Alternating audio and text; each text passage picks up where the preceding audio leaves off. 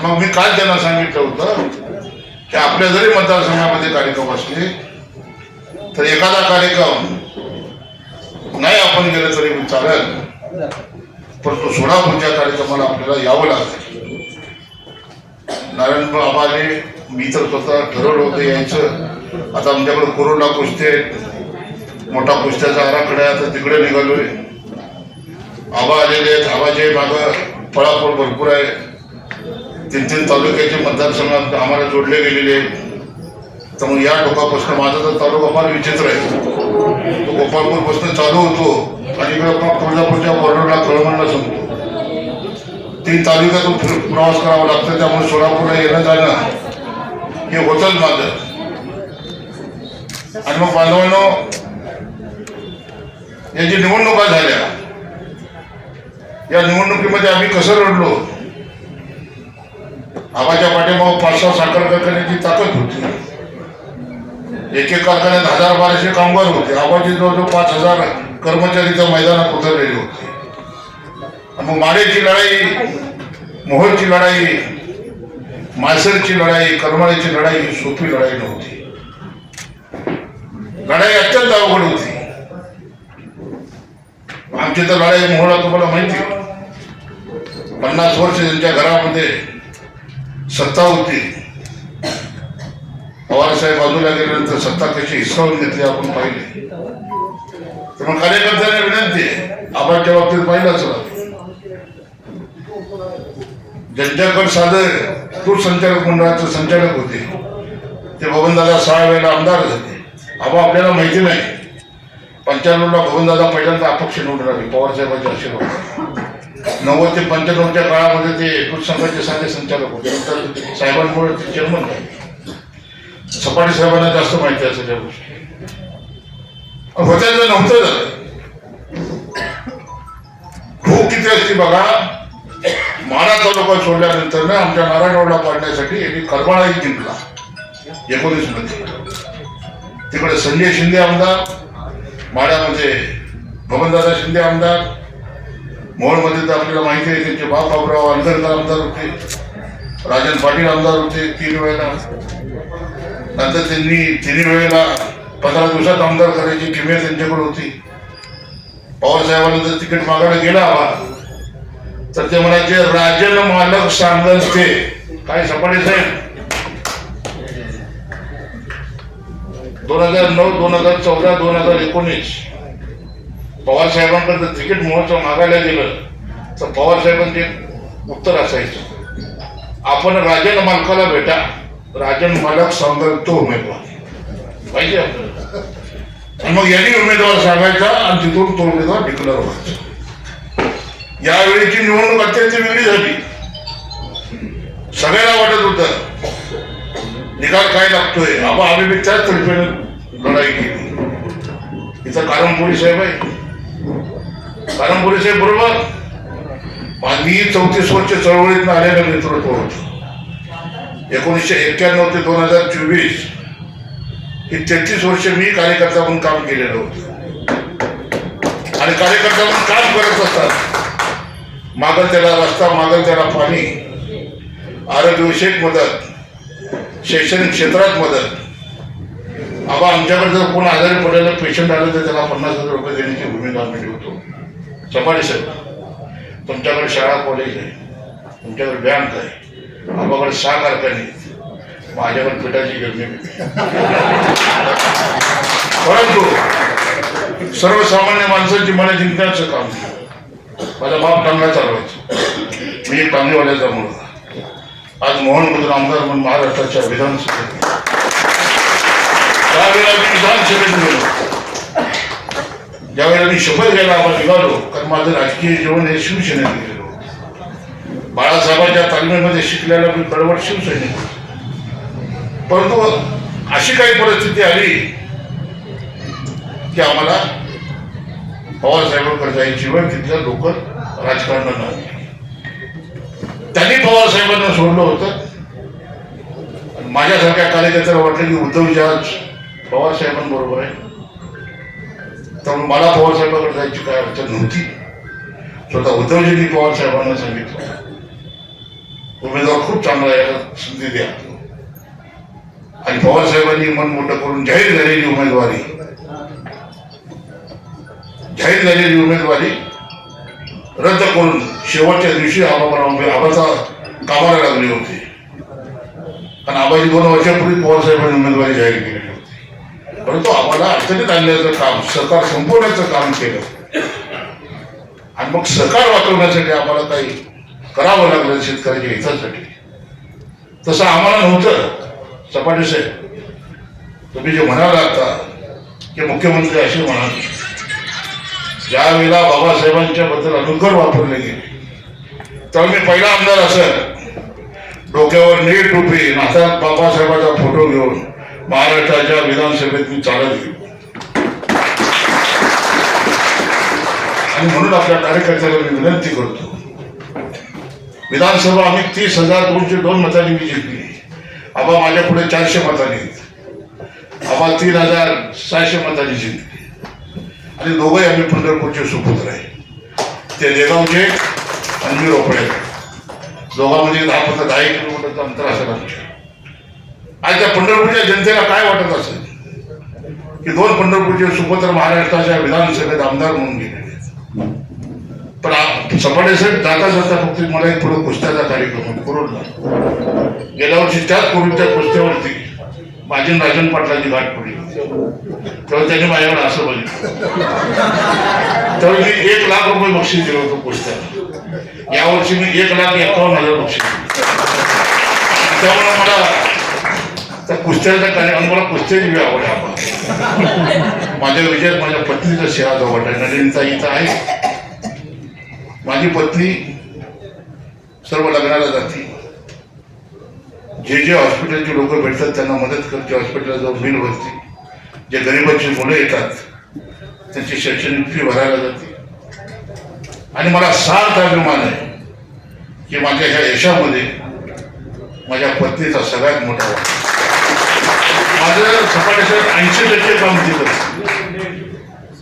आणि म्हणून ह्या कार्यकर्त्यांना मी विनंती करतो, सत्ता कुणाच्याही हातात असू द्या, जनता जर बरोबर असेल तर माझं उदाहरण बघा की मोहोळमध्ये काय घडलं, आबाचं उदाहरण बघा माड्यामध्ये की माड्यात काय घडलं.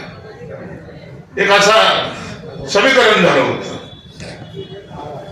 आमच्या पंढरपूरच्या प्रशांत परिचारकच्या वर्गात परवा मी जुना कार्यालयावर सांगितलं की सोलापूर जिल्ह्यामध्ये एक सरंजामशाही आहे सपाटे साहेब.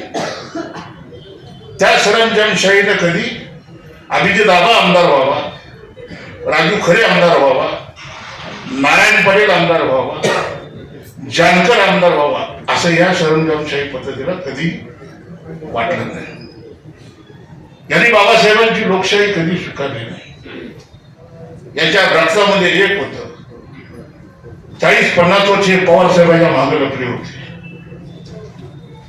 पण ही वेळ अशी होती की आमच्यासारखे कार्यकर्ते, अभिजित आबासारखे कार्यकर्ते पवार साहेबांच्या विचाराला बघून उद्धवजी पवार साहेबांबरोबर आहेत. सपाटे साहेब एकमेव मतदारसंघ असा होता. माझ्या ह्या बाजूला उद्धव सेना होती आणि ह्या बाजूला शिंदे सेना होती. आणि कमळाबाई सुद्धा रात्री माझ्याबरोबर होती.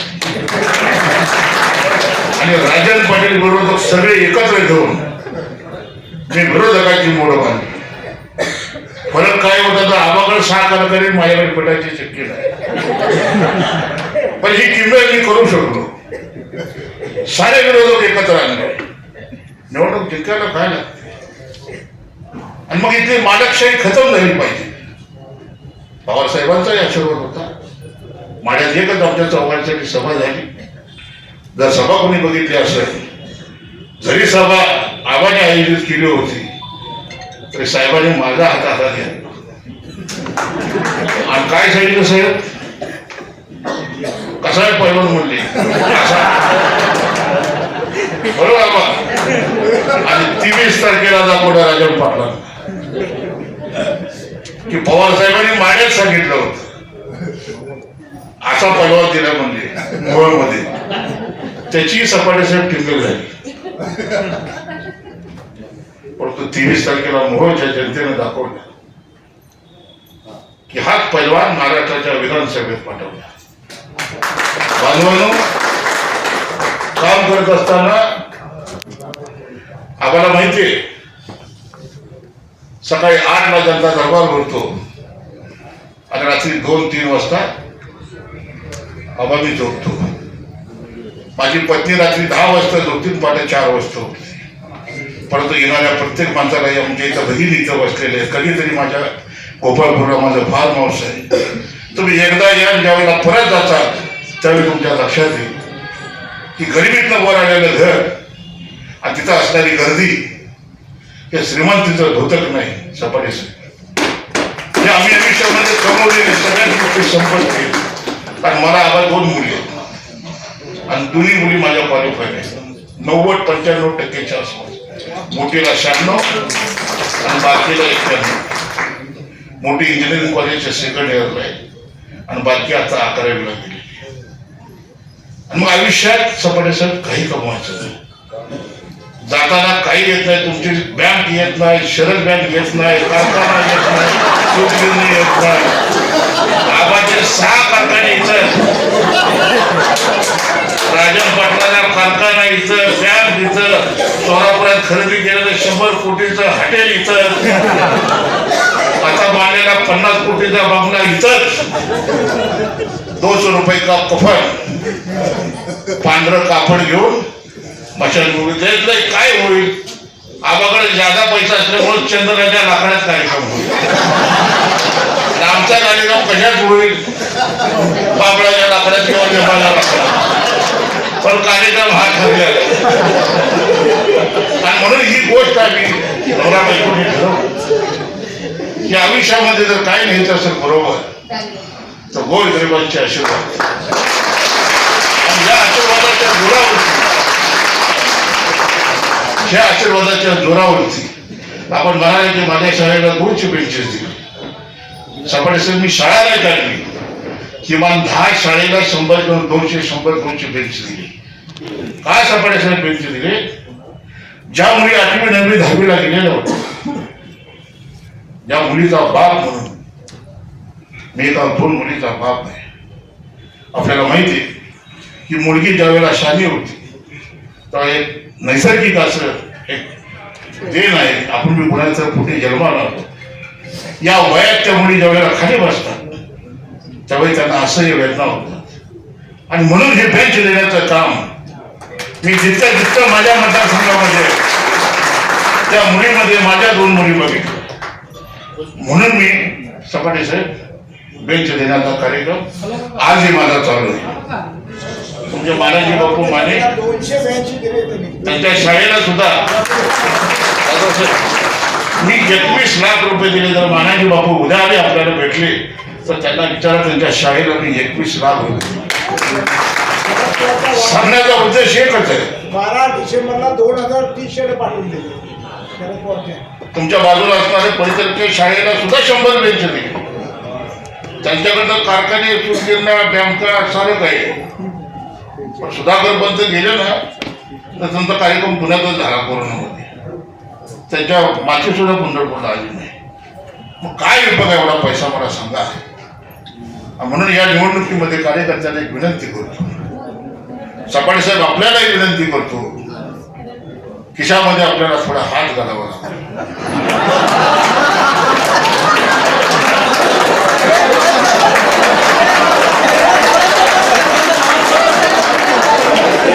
आपल्याला हात घालायला लागेल. कारण काय तुम्ही जानकर इथं नाही, जानकरांना विचारा. मी मोहोळ बघत बघत जयंत पाटील साहेबांनी मला 5 मतदारसंघ सांगितले. मग त्या मोहोळमधून मी नाही आलो. 6 मतदारसंघात माझ्या सहकारी मित्रांना मदत करण्याची भूमिका ठेवली. मी पत्नीला सांगितलं की हे कशासाठी पाहिजे. 15 एकर जमीन आहे, 40-50 मसर आहे. हमारे 2 मुली गेल्यानंतर आपल्या माता म्हातारीला 15 एकर जमीन भरपूर झाली. काय खायची खावा राहिलेला अजून रोज 1000-2000 लोकांना आम्ही वाटू एवढं धान्य होतं. मग कशासाठी पैसे पाहिजे. म्हणून जानकर साहेब माझे मित्र आहेत, त्यांनाही मदत करण्याची भूमिका ठेवली. आणि जयंत पाटील साहेब ज्यावेळेला मोहोळला आले त्यावेळेला आबा मला एक चिठ्ठी दिली. मला म्हणलं एवढं काम करावं लागतं आणि माझ्या परीनं आबा कधीतरी जयंत आपल्याला भेटली तर त्यांना विचार जी 5 नावं दिली होती माझ्या परीने जे काय आहे ते आहे पक्षासाठी आपल्याला करावं लागेल आणि ते करण्याचं काम मी प्रामाणिकपणे केलं ते 5 मी 6वा होतो माझा किस्सा छोटा आहे आबाचा किस्सा मोठा आहे माझ्या पैशाला पिशवी लागते आबाच्या पैशाला कंटेनर लागतो आणि म्हणून सपाटे साहेब असतील आबा असतील आपल्याला काही वाट आता वाटून घ्यावी लागते पवार साहेबांनी ज्यांना साथ दिली ही सारी माणसं कमळाबाईच्या पदराला धरून पळून गेलेली आहेत लक्षात ठेवा ज्यावेळेला सपाटे साहेब जाता जाता फोन येत आहेत कुरुलवरून पहिलवान लोकांची कुस्ती आहे आणि इकडं सगळे वाट बघतायत जाता जाता तुम्हाला एक गोष्ट सांगतो सपाटे साहेब की सगळे सपाटे साहेब मोठे पंढरपूरचे सुपुत्र आहेत तारापूर हे त्यांचं गाव आहे आबाच्या पुढेच गाव आहे त्यांचं आमच्या मतदारसंघात माझ्या मतदारसंघात तारापूर आणि आम्ही तिघही एकाच तालुक्यात त्यामुळे सपाटे साहेबांनी एवढंच आमच्या सांगले आबा मी किशात आज घालते मी बी घालेन तेवढं काय माझ्या नशेत ठेवून परंतु जर ठरवलं जानकर साहेब आमचे घालणार नाही कारण 15 कोटीचा बंगला आहे पण आता ईएम मशीनच्या शोधासाठी आम्ही त्यांना सोडलं आणि मला पूर्ण खात्री हे फार हुशार माणूस आहे उत्तमराव एक तरी रात्री फोन करतो तुम्हाला मी मला शोध असा करा की सरकार हादरलं पाहिजे आणि ही लढाई बाबासाहेबांचं संविधान वाचवणारी लढाई ही लढाई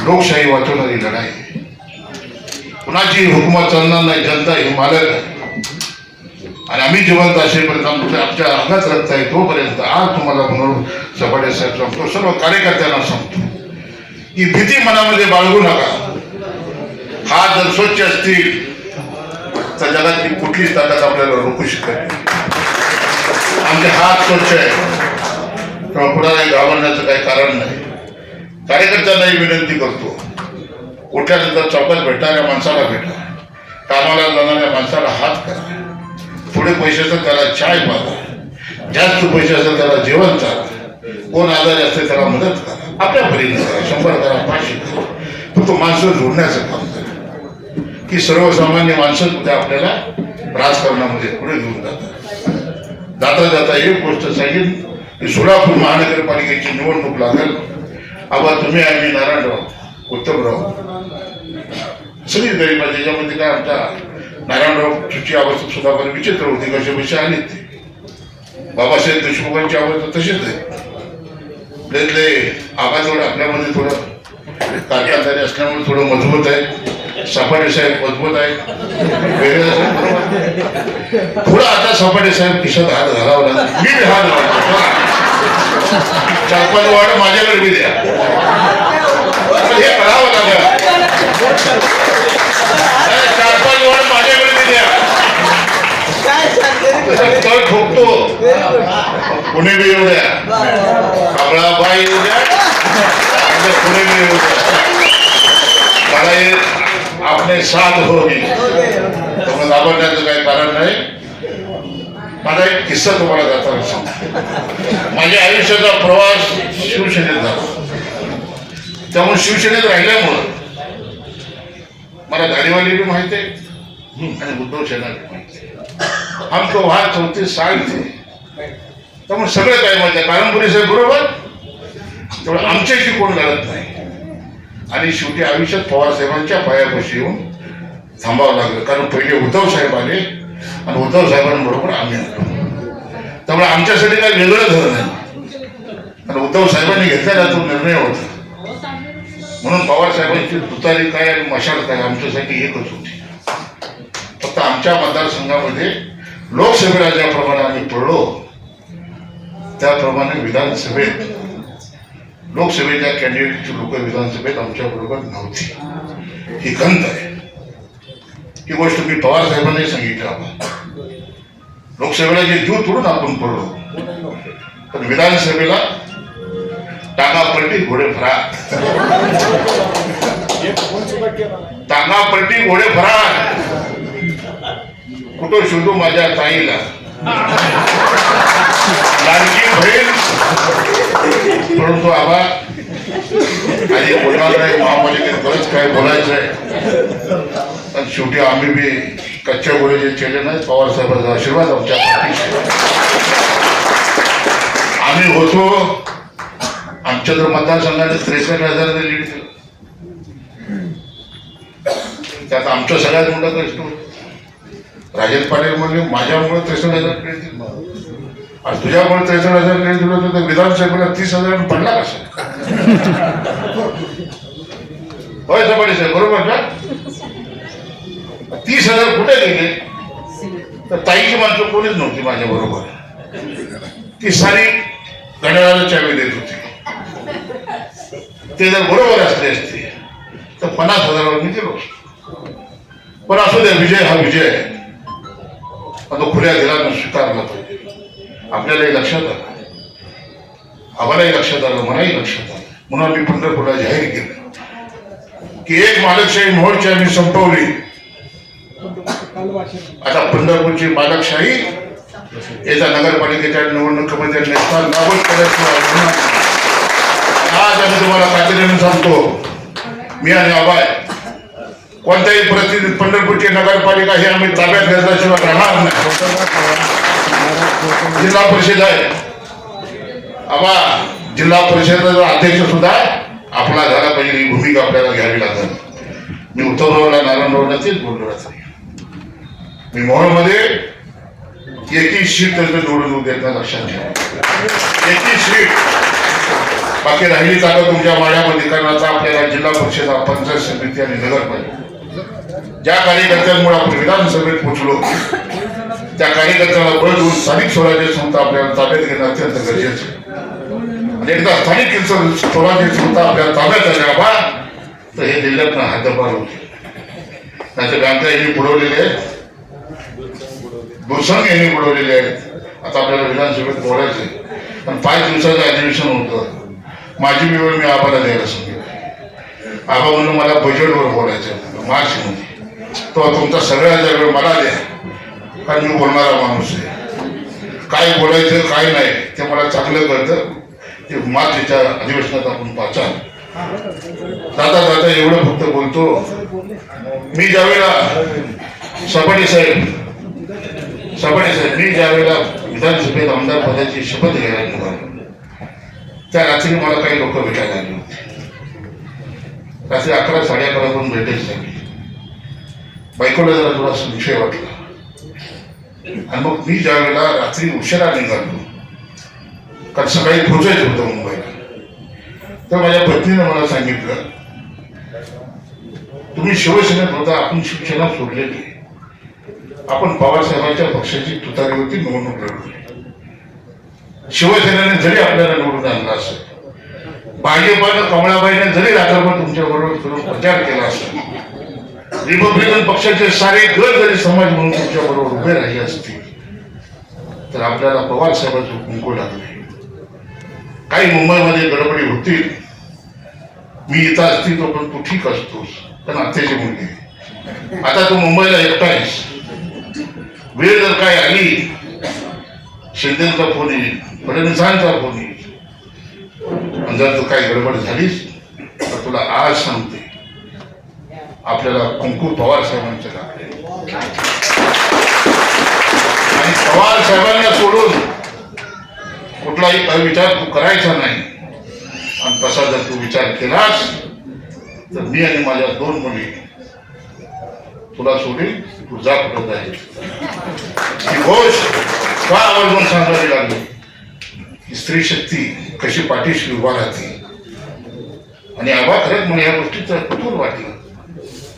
मी गेल्या अधिवेशनामध्ये एकदम संयम, थोडा आजारी होतो, तर हा मी विचार करत होतो की ह्या वयात सुद्धा पवार साहेबांचं वय आणि ती सभा, साहेब उठताना आबा पलीकडे होते, अलीकडे होते, ज्या पद्धतीनं साहेब उठले, आबाने पकडलं, मी पकडलं.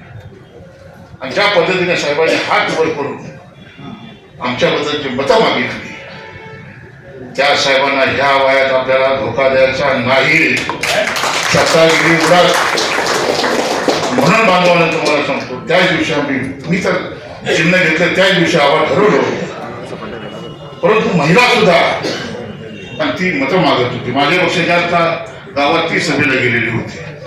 प्रत्येक दारात ती मतं मागत होती. म्हणून कार्यकर्त्यांना एक विनंती करतो, महानगरपालिकेच्या निवडणुकीच्या कामाला लागा. या व्यासपीठावर असणारी सारी नेते मंडळी, ज्येष्ठ नेते मंडळी, बेरिया साहेब असतील, नलिनीताई असतील, महापौरसारखी पदं भोगलेली, सभाडेसाहेब 2-3 वेळा महापौर झालेले. सभाडेसाहेब माझी तुम्ही विनंती आपल्याला ऐकावी लागेल, या निवडणुकीत तुम्ही खिशात हात घाला. कारण ज्या पद्धतीनं तुझं भाषण मी ऐकलं, आणि ही वेळ आहे, पवार साहेबांना आपल्याला मागायचं नाही. काय करायला काय लागतंय? फौज फक्त सांभाळण्यासाठी दारू गोळा असला की कार्यक्रम खर्चे झाला. काय आबा, बाकी आबा मी आहे, तू काय काळजी करू नका. आबा तिकडून आम्ही दोघं एकाच वारीत होतो, तू काय काळजी करू. आणि म्हणून कार्यकर्त्यांना मला पुढच्या कार्यक्रमाला कुस्तीचा कार्यक्रम आहे. एखादी शेवटची जरी कुस्ती मला बघायला मिळाली, त्याच्यानंतर 2 मिनिटाचं भाषण होईल. आणि मोहोळची 23 तारखेला कुस्ती जिंकणारा मी पैलवान असल्यामुळं आणि साहेबांनी हात वर करून दाखवल्यामुळं साऱ्या पैलवानांचे आभार मानण्यासाठी 4 लाख कुस्त्या चालू झालेले आहेत. एखादी कुस्ती मिळण्यासाठी मी लवकर जिंकतो.